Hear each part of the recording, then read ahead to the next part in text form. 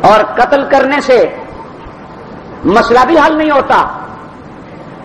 جی فلاں سر اٹھا رہا ہے قتل کر دو.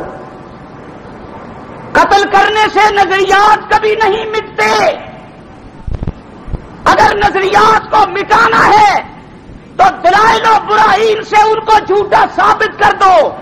جب وہ جھوٹے ثابت ہو جائیں گے مٹ جائیں گے، خود ختم ہو جائیں گے. اور اگر طاقت کے زوم میں آ کر کسی کو قتل کر کے تم سمجھتے ہو کہ اس کا نظریہ مٹ جائے گا تو تم احمقوں کی جنت میں بستے ہو. کسی کو قتل کرنے سے نظریہ نہیں مٹا کرتا. اگر کسی کے قتل ہونے سے نظریات مٹ جاتے ہوتے تو مولانا حق نواز جھنگوی شہید ہو گئے، نظریہ مٹ گیا. مولانا ایثار القاسمی شہید کر دیے گئے، نظریہ مٹ گیا. علامہ ضیاء الرحمان فاروقی جامِ شہادت نوش کر گئے، نظریہ مٹ گیا. مولانا اعظم طارق جامِ شہادت نوش کر گئے، نظریہ ختم ہو گیا. قاری سعید الرحمان نے جامِ شہادت نوش کر لیا کراچی میں، نظریہ ختم ہو گیا.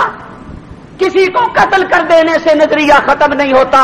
وہ نظریہ آج بھی نوجوانوں کے دلوں میں موجود ہے اور ہزار پابندیوں کے باوجود، قیادت کو قتل کروانے کے باوجود وہ نظریہ آج بھی موجود ہے اور وہ نعرہ آج بھی موجود ہے. جس کو پابند کرنے کے لیے، جس کو بند کرنے کے لیے پوری سرکاری مشینری استعمال کی گئی، قوت استعمال کر لی گئی، پولیس مقابلے کروائے گئے، لیکن وہ نظریہ آج تک باقی ہے. اور انشاءاللہ جب تک ایک بھی غیرت مند مسلمان باقی ہے وہ نظریہ باقی رہے گا.